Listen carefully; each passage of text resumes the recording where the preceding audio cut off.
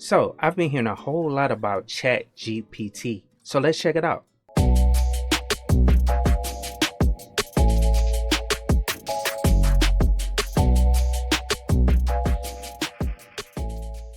What's up guys, it's Josh back with another video, and today I'm a little bit excited to introduce to you guys ChatGPT. Now I've been hearing a lot about ChatGPT all across the internet, TikTok, all these different platforms. I've been hearing about it. I even saw a short clip that Joe Rogan did about ChatGPT, and so I thought that was super interesting and I wanted to go on and share with you guys.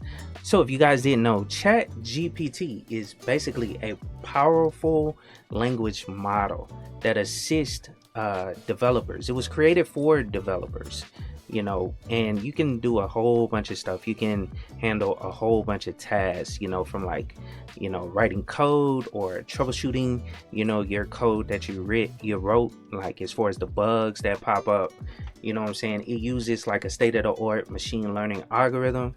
And this algorithm is used to, understand and generate code, which I thought was super cool once I found out about it. And actually, I found out about ChatGPT about a week ago. And so I signed up and created an account and started playing around with it, asking it questions, throwing a whole bunch of different questions at it. And it's super cool, it's super cool tool, and it's interesting, to see something out here like that for free. But also, I wanted to let you guys know that ChatGPT isn't just for writing code, and that's, why I was testing it out. What I'm saying? It provides like helpful suggestions or insight on things that you're working on, for example, projects. And one cool thing I was able to use it for was creating some slideshows in order to present something at work. It gave me a lot of ideas in order to better present the information. So I really like it, and that's what made me want to go down and share with you guys. But let's go down and hop over to the website so I can show you guys what ChatGPT is all about, as well as get you guys signed up and then show you guys a couple examples of using it. Okay, so ChatGPT is provided by a company. I'm assuming this is the company, OpenAI. And so the link to the website will always be down in the description of the video, so you guys can check it out. But ChatGPT is right here on the front page. This is how you actually get to it. But it says ChatGPT optimizing language models for dialogue. It says we've trained a model called ChatGPT, which interacts in a conversational way. The dialogue format makes it possible for ChatGPT to answer follow-up questions, admits its mistakes, challenge incorrect premises, and reject inappropriate requests. ChatGPT is a sibling model to Instruct GPT, which is trained to follow an instruction in a prompt and provide a detailed response. So that's interesting too. You might want to check out, Instruct GTP or GPT. I keep messing it up. But anyway, this is how you get to it. You just simply click here and this will take you to the page for ChatGPT. And I just wanted to show you guys how to sign up for it. Now I'm gonna log into my account, but I want to walk you guys through how to sign up. It's super simple. All you have to do is hit sign up. Boom, it'll bring you to this page to create an account. And then you type in your email address, then click I am not a robot, hit continue. It's gonna ask you for a password, and then I believe it's still there, but they want a phone number, so two-factor somewhat. They want to verify your phone number. So, and I'm sure they put that in place so you don't have a whole bunch of bots using it, or a whole bunch of, they want actual people using it. And by verifying a phone number, that is the closest you can get to verify that it's actual human that's using ChatGPT by creating that account. But that's all it is to it to get started with ChatGPT. Now let's go down and log into it, and I'll skip ahead. I want to show you guys my account information, but I'll go down and log into it. All right, cool. So we logged in, and this is what we're greeted with. As you can see over here on the left hand side, you'll see a lot of the chats that I've been doing on ChatGPT, just playing around with it, just trying to see what I could find out about, or testing out the platform to see what responses it gets to me. And so when you first create your account, this will be empty. This is basically my history. And one thing about ChatGPT, they do track, what you do on here, and that's in order to improve upon the algorithm that's running in the background to answer the questions more better. And let's go down and cover it right here in the middle. I just wanted to show you guys this. This has some examples. This talks about the capabilities as well as the limitations. So let's start off with the examples. Like, these are a few examples. All you have to do is go type in a question similar to this down here. That's where you type in your questions or statements. And these are a few examples. Explain quantum computing in simple terms. We'll actually run that one. Let's see, got any creative ideas for a 10-year-old birthday? How do I make HTTP requests in JavaScript? So those are just some examples of what you can do, and we'll go through a couple of them right fast so you guys can see what it's all about. Now let's cover the limitations first, and then I'll go back to the capabilities. But it says may occasionally generate incorrect information, may occasionally produce harmful instructions or biased content, and then limited knowledge of world and events after 2021. And I really wanted to highlight this last one. The knowledge of the actual AI in the background that's running is limited to what it knows, since from 2021 and older. Nothing new. So 2022 is excluded and 2023 is excluded from the information that the AI uses to create its responses. Now I just wanted to make sure you guys understood that some of the answers will be kind of dated. Not too much, but they will be dated. You can tell based on questions you may ask, and I've ran into that while testing out the the application thus far.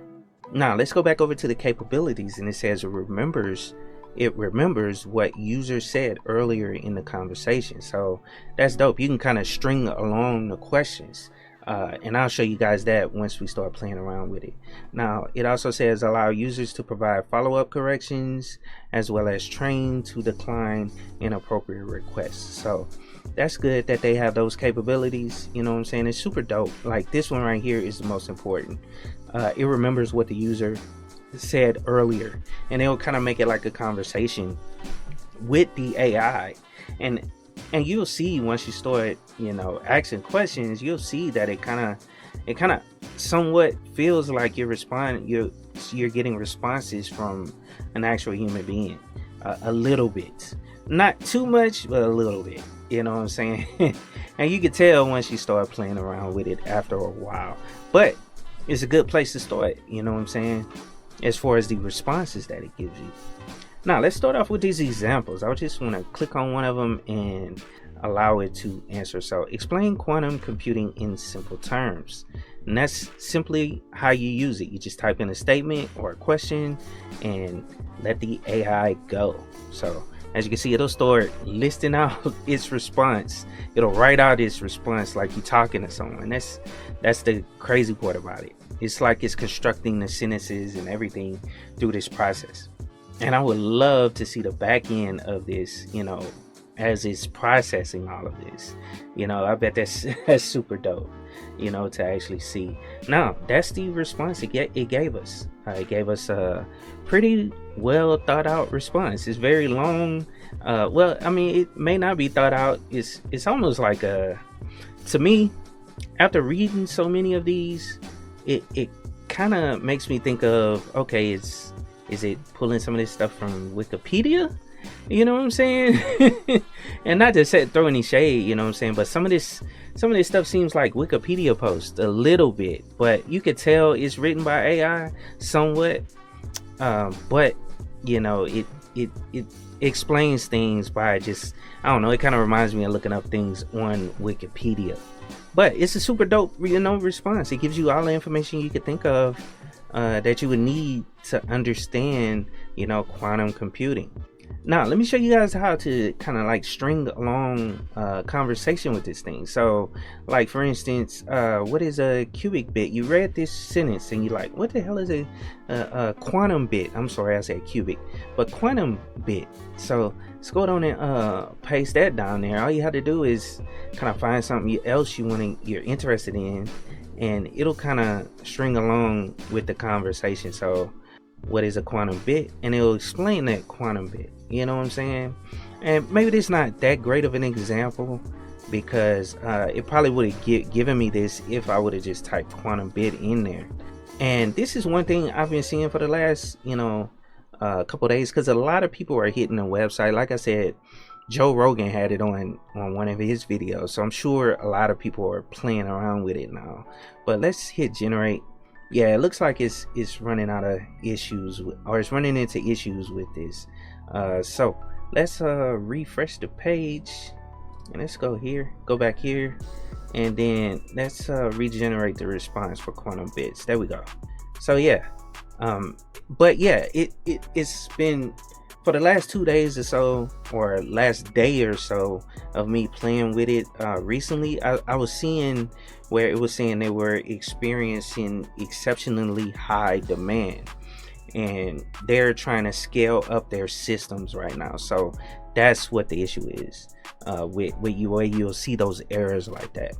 Now, as you can see, it kind of explained the quantum bits, after that. And it kind of, like I said, it's not that great of an example. I may exit something else in a minute after this, but I wanted to show you guys something else. So let's say this response is good, but you want to see a different response. You want the AI to generate a different response for this question or statement that you made. So all you have to do is hit regenerate response. And right now, like I said, we're probably experiencing issues with it. So let me refresh. Yeah, it's having issues right there. But let's go down and regenerate the response right fast, and it tracks both of the responses based on me playing around with it in the past. Like it'll have a 1 and a 2. Yeah, there we go. So you'll see both of them. So 2 or 2.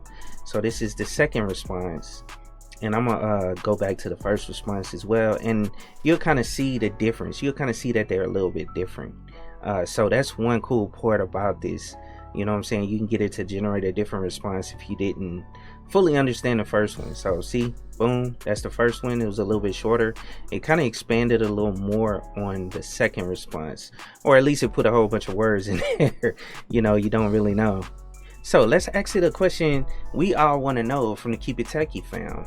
You know what I'm saying? I mean, we already know the answer to the question, but let's go down and ask ChatGPT what it says. So what is Linux? And press enter, and let's see what this thing does. And I meant to create a new chat, and that's something you want to do. Otherwise, it's going to show up under that same question. But yeah, it'll give you a full, details of the Linux operating system. It even brings in, Linus Torvalds in the 1990s. He was the one that developed it. But yeah, that's dope. You know what I'm saying? And actually, I should have, and let's go down and do it right fast. Let's create a new chat. But all you have to do is hit new chat and press paste and put a question mark there at the end of it. You don't have to. I just do it just to do it. But yeah, it's gonna separate those questions, because if we went back to this other chat, that's under quantum computing basics. And just to give you another example, let's say I said what is Linux, and then let's say distribution, and because that's not really asking a question, and it should figure out based on the response that or the first question that we asked it, what we're actually talking about. So let's type in distribution and see if that'll actually yep, and there we go. See, it responded based on what we previously asked within this chat. Like I didn't have to say too much in order to get it to understand I was talking about a Linux distribution, because distribution could mean anything. You know what I'm saying? And so that's a cool example right there of asking those questions and getting it to respond based on the previous question as well. Now lastly, let me just show you guys a little bit more of the menu, but there's a clear conversation that'll wipe your history there, but just note that this stuff is being tracked, so don't put any personal information in there. I recommend you don't, because they tracking this, and that's mainly to improve upon the AI. Now there is a light mode and a dark mode, so depending on what you like, I always like those dark modes. They also have a Discord, so you can check that out if you want to, and then updates and frequently asked questions, and then you can log out of it right there. Now, I hope you guys enjoyed the video. ChatGPT is super cool. I definitely recommend you guys check it out. Like I said, I've done things that have helped me, with my day-to-day job, using ChatGPT during this first week of me actually learning about it.